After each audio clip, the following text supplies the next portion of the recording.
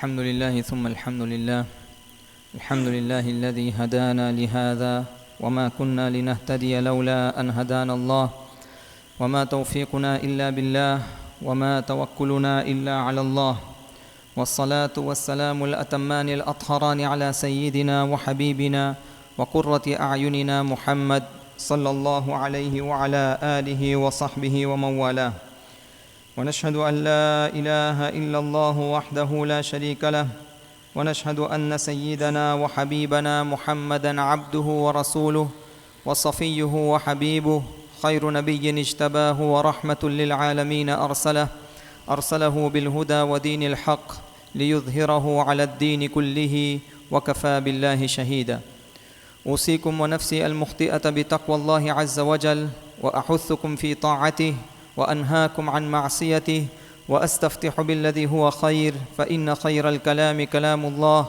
وخير الهدي هدي محمد صلى الله عليه وعلى آله وصحبه ومن دعا بدعوته واهتدى بهديه إلى يوم الدين. يقول الله عز وجل في كتابه: ولو أرادوا الخروج لأعدوا له عدة. وقال النبي صلى الله تعالى عليه وسلم: لما أسري بي في الجنة سمعت خشخشة فقلت يا جبريل ما هذه الخشخشة؟ فقال جبريل: هذا بلال. فقال أبو بكر: ليت أم بلال ولدتني وأبوه وأنا مثل بلال. صدق الله العظيم وصدق رسوله النبي الكريم ونحن على ذلك لمن الشاهدين والشاكرين والحمد لله رب العالمين. Respetados hermanos, hemos recibido el mes Rajab. Ni 2 meses nos faltan para recibir el mes de Ramadán. Allah subhanahu wa ta'ala ha creado la luna y el sol por muchos objetivos. Uno de los objetivos que nos señala el Sagrado Corán por la creación del sol y la luna es لِتَعْلَمُوا عَدَدَ السِّنِينَ وَالْحِسَابِ, para el cálculo de los meses y para los cómputos de los años. Allah subhanahu wa ta'ala, aunque creó el sol y la luna por este objetivo, al igual que otras creaciones, Allah subhanahu wa ta'ala le dio preferencia a una sobre la otra. De igual forma, en el aspecto del tiempo solar y del tiempo lunar, Allah subhanahu wa ta'ala le dio preferencia al calendario lunar. El Todopoderoso dice en su sagrada revelación: Inna iddata ash-shuhuri 'inda Allahi 12 shahran fi kitabillahi yawma khalaqa as-samawati wal arda minha arba'atun hurum. Desde que Allah subhanahu wa ta'ala creó el cielo y la tierra, Allah subhanahu wa ta'ala ha establecido 12 meses. 12 meses que se basan en la luna. Y entre esos 12 meses, 4 meses son sagrados. ¿Cuáles son los 4 meses sagrados?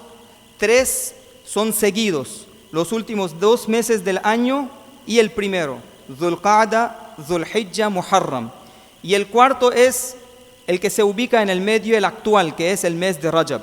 Estos 4 meses, según la aclaración y afirmación del Sagrado Corán, son 4 meses sagrados. Nosotros como musulmanes, ¿por qué debemos conocer el calendario lunar que se establece en el Sagrado Corán? Número 1 es porque es la preferencia de nuestro Creador. Si el Todopoderoso le ha dado la preferencia al taqwim de la luna, al calendario lunar, definitivamente un creyente cuya vida se basa en los principios de Dios debería de conocer el calendario lunar preferido por su Creador. Y también el segundo punto que se refiere a nuestra práctica es que muchas obras, ritos, adoraciones en el Islam están entrelazadas y vinculadas con el calendario lunar. Número 1, el Hajj está vinculado con el calendario lunar. El Sagrado Corán dice: Yas'alunaka anil ahilla. Se le pregunta al profeta alayhi salatu wassalam sobre la luna y el progreso y el avance de la luna. Allah el Todopoderoso le dice a su mensajero: Kul hiya mawaqitu linnasi wal hajj, que el proceso y el avance de la luna es una base por el cual se edifica los ritos de los musulmanes, en especial la peregrinación, que depende del calendario lunar. De igual forma, el mes de Ramadán, que todos esperamos, es uno de los meses del calendario lunar. De igual forma, el zakat que sacamos no se basa en el calendario solar, sino que se basa en el calendario lunar. Por lo general, conocemos el mes de Ramadán, todos se dedican a pagar el zakat y a aportar el zakat o calcular el zakat en el mes de Ramadán por conocer solamente este mes. Pero si una persona le correspondió sacar el zakat, por ejemplo, el mes de Muharram, le correspondía el próximo Muharram del año. De esta manera, el zakat y su proceso se debe al calendario lunar. Los dos Eid que nosotros celebramos dependen del calendario lunar. De igual forma, al-idda, que se menciona en el Sagrado Corán, iddatul talaq o iddatul wafat, se refiere al periodo de espera que una mujer debe pasar para contraer otro matrimonio por el fallecimiento de su marido o por la separación. Se basa en el calendario lunar y no en el calendario solar. Todos estos ejemplos, queridos hermanos, indican que la vida de un musulmán, a referencia de sus ritos y de sus adoraciones, está vinculada con el calendario lunar. Por lo tanto, tenemos que conocer los meses del calendario lunar. Queridos hermanos, este calendario lunar se le llama Hijra, At-Taqwim al-Hijri. ¿Por qué se le dio el nombre del Hijra? Porque los años empezaron a partir del Hijra. Antes de la emigración del profeta alayhi salatu wassalam, los meses sí se reconocían, pero no se reconocían los años, no había cifra de años. Más bien, los años se conocían por los acontecimientos que ocurrían durante los años. Por ejemplo, el profeta alayhi salatu wassalam, ¿en qué año nació? Se le responde a Amul Fil. Nació en el año del elefante. ¿Por qué se le dice a ese año el año del elefante? Porque poco antes que naciera el profeta alayhi salatu wassalam, aconteció la historia de elefante que se dirigió Abraha hacia la Meca para derrumbar el Kaaba, y Allah subhanahu wa ta'ala lo derrumbó, o sea, derrumbó sus planes, lo que se menciona en Suratul Fil, Alam tara kayfa fa'ala rabbuka bi ashabil fil. Por ese acontecimiento, el año que nació el profeta se le dio el año del elefante. De igual forma, un año en la vida del profeta alayhi salatu wassalam se le da el año del huzn, de la tristeza. ¿Por qué? Porque en ese año falleció el tío del profeta Abu Talib y la esposa del profeta Khadija radiyallahu anha. De esta manera se le daba el nombre a los años por los acontecimientos mayores que ocurrían. Sin embargo, después del Hijra ya se le dio un calendario, se formalizó y se le nombró el calendario de la emigración, del Hijra. Y este calendario no fue establecido en la época del profeta alayhi salatu wassalam, sino que fue establecido en la época de Umar bin Khattab radiyallahu anhu. En la época de Umar bin Khattab radiyallahu anhu, cuando Umar radiyallahu anhu recibía cartas, en esas cartas estaba escrito, por ejemplo, el mes, Sha'ban, pero no estaba escrito el año. Eso no aclaraba que ese acontecimiento a qué año se refiere. De igual forma, Umar radiyallahu anhu, cuando enviaba cartas a los reyes y a los gobernantes de su alrededor, él cuando escribía, los compañeros le decían que si se escribe un año en fijo y se afirma, eso se puede registrar en las historias. Por lo tanto, Umar bin Khattab radiyallahu ta'ala anhu reúne a sus compañeros, entre ellos estaban los compañeros del profeta alayhi salatu wassalam, y pide sus opiniones de dónde debemos empezar el año del Hijra, el calendario del Hijra. Entonces recibe 5 opiniones. Un compañero opina, empecemos desde el nacimiento del profeta alayhi salatu wassalam, porque no habría ningún día más bendecido que el día en el cual nació nuestro amado profeta alayhi salatu wassalam. Segunda opinión, a partir del fallecimiento del profeta alayhi salatu wassalam. Tercera opinión, a partir de la conquista de la Meca. Cuarta opinión, a partir de la revelación del Sagrado Corán, del Nubuwa, de la profecía. Y la quinta opinión la dio Ali radiyallahu anhu, que empecemos el calendario a partir de la emigración, del Hijra. Umar bin Khattab radiyallahu anhu escogió la opinión de Ali radiyallahu anhu y se estableció el calendario del Hijra. ¿Y por qué se escogió el Hijra, queridos hermanos? Porque el nacimiento o el fallecimiento o la profecía de nuestro amado mensajero sallallahu alaihi wasallam es un asunto personalizado. De igual forma, la conquista de la Meca es un triunfo, y la vida de un musulmán no empieza con triunfos, empieza con sacrificios. Hoy en día nosotros vemos las nuevas generaciones. Se le recomienda y se le dice a ellos, no vean la vida futura de sus padres. Miren la vida pasada de sus padres, porque si van a ver la vida futura, ustedes no van a empezar por el sacrificio en el cual empezaron sus padres.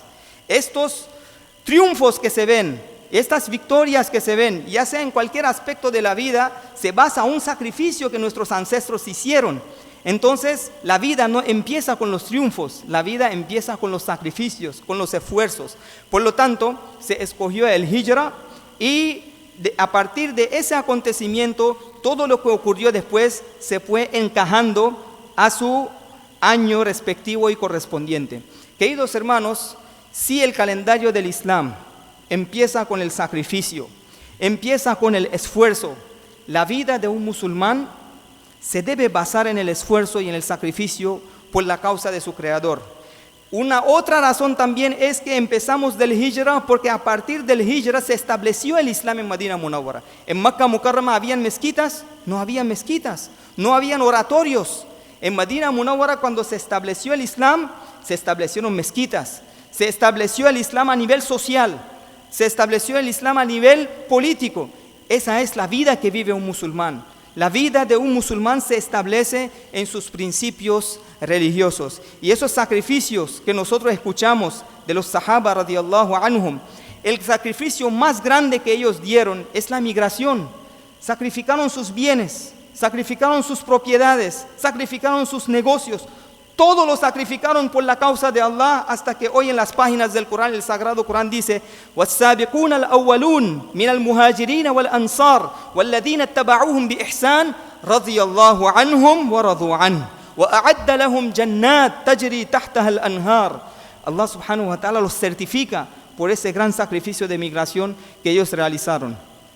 Anteriormente escuchamos la historia de un gran compañero del profeta alayhi salatu wassalam, Suhaib ibn Sinan radiyallahu anhu, que se llama Suhaib ar-Rumi. El profeta sallallahu alayhi wasallam, en el relato que escuchamos, dice: Ana sabiqul arabi ila al-jannah, yo soy el primero en los árabes en entrar en el paraíso. Wa Suhaib sabiqu ar-Rumi ila al-jannah, Suhaib es el primero entre los romanos en entrar en el paraíso, porque el Islam empezó en la Meca. En Roma, en Persia, el Islam se expandió en la época de Umar bin Khattab radiyallahu anhu. Por lo tanto, Suhaib, el primero en entrar en el paraíso. Luego el profeta alayhi salatu wassalam menciona a un personaje muy especial. Dice el profeta alayhi salam: wa Bilal sabiqul habashati ila al-jannah. Y Bilal es el primero entre los etiopíos, entre los abisinios, en entrar en el paraíso. Queridos hermanos, ¿quién era Bilal? Umar bin Khattab radiyallahu ta'ala anhu llamaba a Abu Bakr radiyallahu anhu Sayyiduna, y de igual forma cuando llamaba a Bilal le decía Sayyiduna Bilal. Cuando Bilal radiyallahu anhu escuchaba estas palabras de Umar diciéndole líder, Bilal radiyallahu anhu agachaba su cabeza y los ojos se llenaban de lágrimas, las mejillas se mojaban de lágrimas y decía: innama ana habshiyun, ana kuntu bil ams abdan. Decía que yo soy un habshi, un etiopío proveniente de África, de Etiopía, de Abisinia, y yo pasé una vida de esclavitud. Y Umar bin Khattab diciéndome Sayyid, diciéndome líder.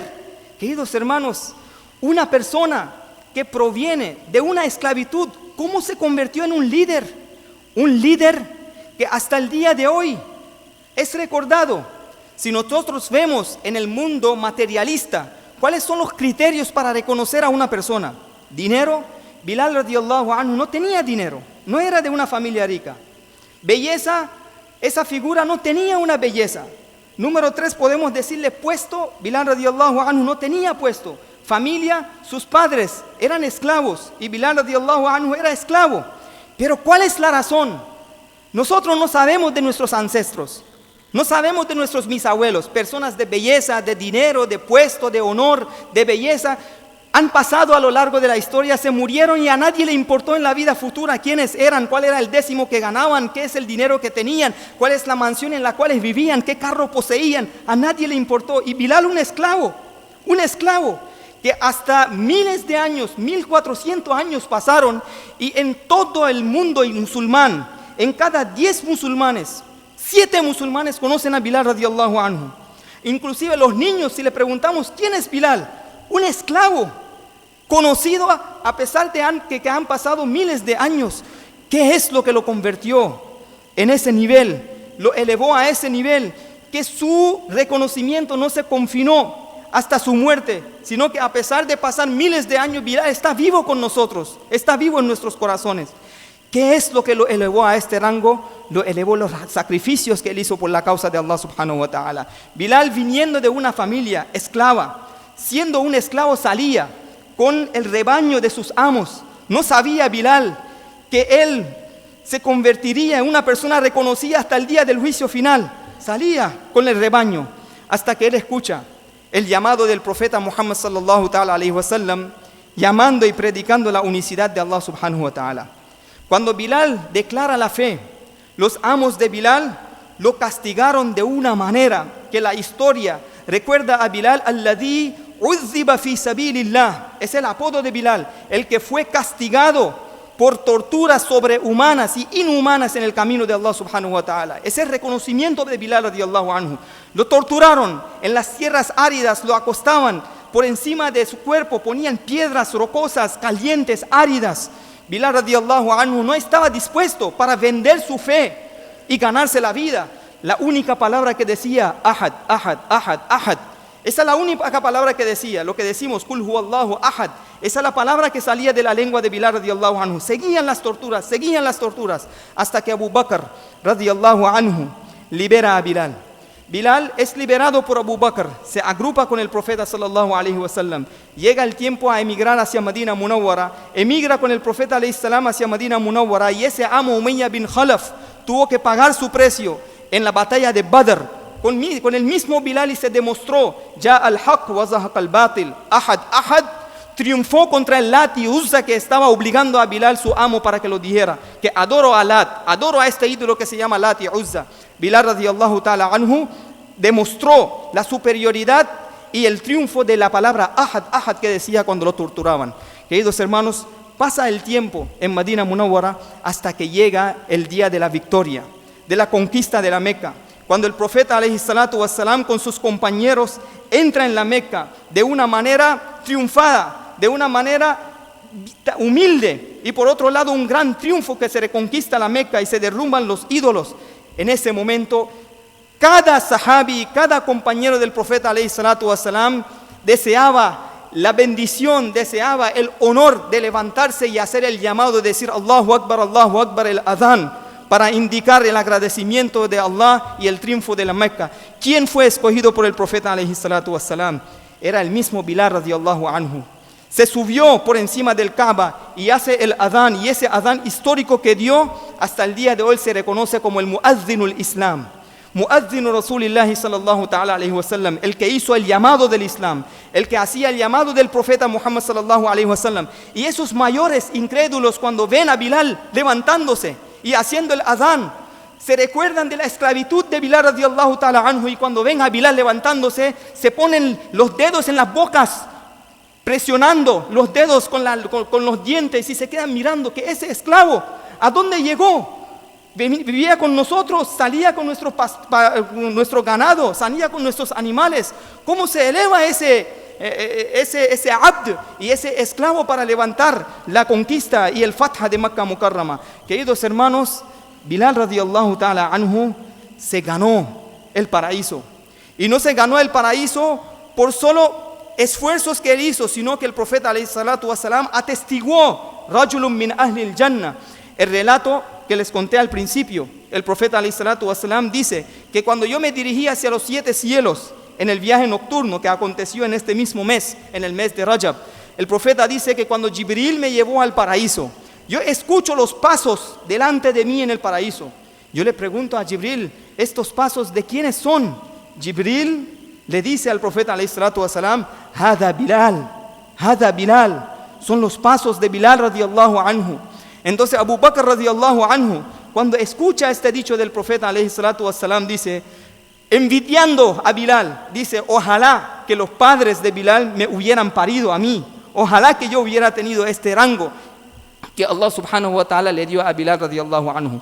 Por lo tanto, queridos hermanos, nos inspiremos de la vida de Bilal radiyallahu anhu. A pesar de no tener absolutamente nada, hasta el día de hoy, miles de años pasaron, Bilal sigue vivo con nosotros. ¿Nosotros cuántos años vamos a vivir? 50 años máximo. Y nos despedimos de este mundo. Estas caras que están hoy, después de 50 años, ¿acaso estarán por encima de la tierra? ¿Estarán debajo de la tierra? Que Allah subhanahu wa ta'ala aumente nuestra edad. ¿Qué nos vamos a llevar? Bilal no tenía nada, pero es el más rico del mundo y nadie de nosotros podemos alcanzar este nivel que Allah subhanahu wa ta'ala le dio a Bilal radiyallahu anhu. Por lo tanto, queridos hermanos, el criterio al frente de Allah no es ni el dinero, no es ni la influencia, no es ni el puesto, no es ni los bienes que uno tiene, sino que el honor al frente de Allah subhanahu wa ta'ala depende de tu piedad. ¿Cuánto temes de Allah? ¿Qué haces para tu eternidad? Eso es lo que te va a hacer vivir en las vidas futuras. Por eso, queridos hermanos, el Sagrado Corán dice: وَمَا الْحَيَاةُ الدُّنْيَا إِلَّا مَتَاعُ الْغُرُورِ. La vida es una ilusión y en esa ilusión estamos dedicando toda nuestra vida. ¿A dónde vamos? Si nosotros dependemos en el Corán, si nosotros creemos en las palabras de Allah subhanahu wa ta'ala, trabajemos por la eternidad, al igual que trabajaron los compañeros del profeta Muhammad sallallahu alayhi wa sallam. Le pedimos a Allah subhanahu wa ta'ala que nos dé la oportunidad de inspirarnos de sus compañeros y que nos dé la oportunidad y la inspiración de seguir los pasos de Bilal radiyallahu anhu y los pasos de otros compañeros del profeta alayhi salatu wassalam que nos enseñaron vivir por la eternidad. Wa akhiru da'wana alhamdulillahi rabbil alamin. قولوا قولي هذا استغفر الله لي ولكم ولسائر المسلمين فاستغفروه إنه هو الغفور الرحيم. الحمد لله وحده والصلاة والسلام على من لا نبي بعده أما بعد. فأعوذ بالله من الشيطان الرجيم. بسم الله الرحمن الرحيم. إن الله وملائكته يصلون على النبي يا أيها الذين آمنوا صلوا عليه وسلموا تسليما. يا أيها الذين آمنوا اتقوا الله حق تقاته ولا تموتن إلا وأنتم مسلمون. اللهم صل وسلم وبارك على سيدنا مولانا محمد وعلى آله وأصحابه أجمعين. اللهم ربنا آتنا في الدنيا حسنة وفي الآخرة حسنة وقنا عذاب النار.